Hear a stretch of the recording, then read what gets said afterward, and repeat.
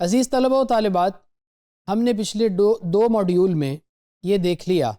کہ فقہ حنفی کی جو کتب ہیں ان کی درجہ بندی میں سب سے پہلے مشہور متون آتے ہیں، اس کے بعد پھر مشہور شروع آتی ہیں، اور اس کے بعد درجہ فتاویٰ کا آتا ہے۔ عزیز طلبہ و طالبات، فتاویٰ ان کتابوں کو کہا جاتا ہے جن میں عملی اور جزئی مسائل بہت بڑی تعداد میں اور بہت زیادہ جمع کر دیے جاتے ہیں۔ فقہی مسائل میں رہنمائی کے لیے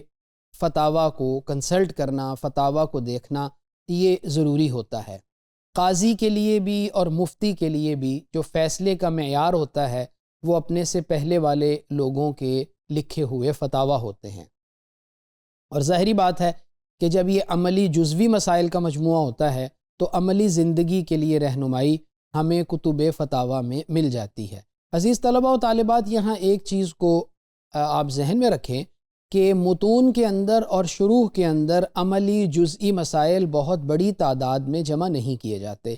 بلکہ وہاں بہت اہم مسائل کو جمع کیا جاتا ہے، اور پھر ان مسائل کے ذیل میں جو اور مسائل آتے ہیں جہاں ایک کنڈیشن، ایک شرط کے بدلنے سے صورت مسئلہ بدل جاتی ہے، تو ایسی جو ہزاروں جزئیات ہیں ان کی متحمل نہ متن ہو سکتی، متن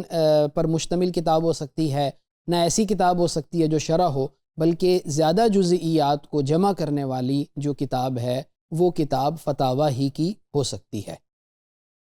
پھر درجہ بندی کے اعتبار سے اگر ہم دیکھیں تو بعض فتاویٰ وہ ہوتے ہیں جو براہ راست قرآن و حدیث ہی سے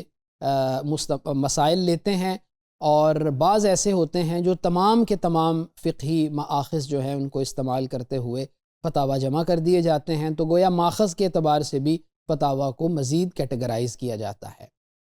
اور کبھی کبھی اس طرح بھی ہوتا ہے کہ فقہاء کی علمی سطح کے اعتبار سے بھی فتاویٰ کو کیٹیگرائز کیا جاتا ہے۔ بعض فتاویٰ جو ہیں وہ فقہ کے وسطی دور کے لکھے ہوئے علماء، فقہ کے وسطی دور میں گزرے ہوئے علماء کے ہیں، بعض ایسے ہیں جو متأخر جو دور ہے بعد میں آنے والے ہیں، وہاں جو مفتیان کرام تھے ان کے لکھے ہوئے فتاویٰ ہیں، جیسا کہ ہم آگے اس کو دیکھ لیں گے۔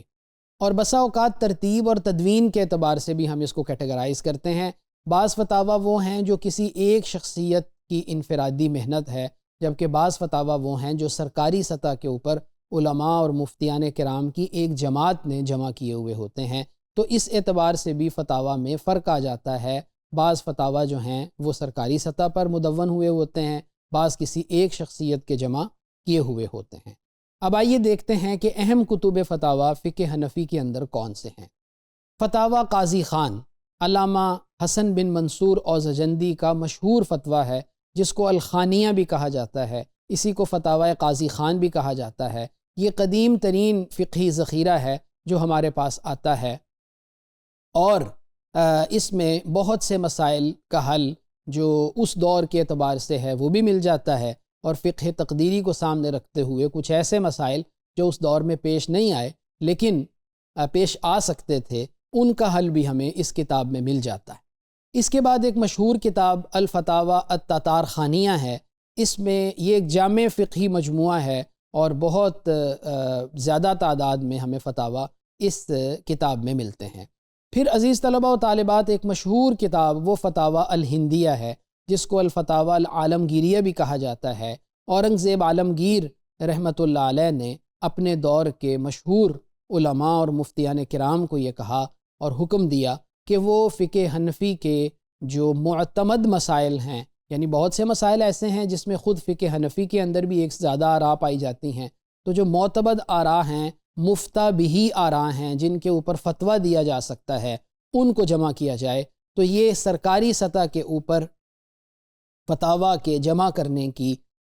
جو سعی کی گئی اس کا مظہر ہے الفتاویٰ الہندیہ یا الفتاویٰ العالمگیریہ۔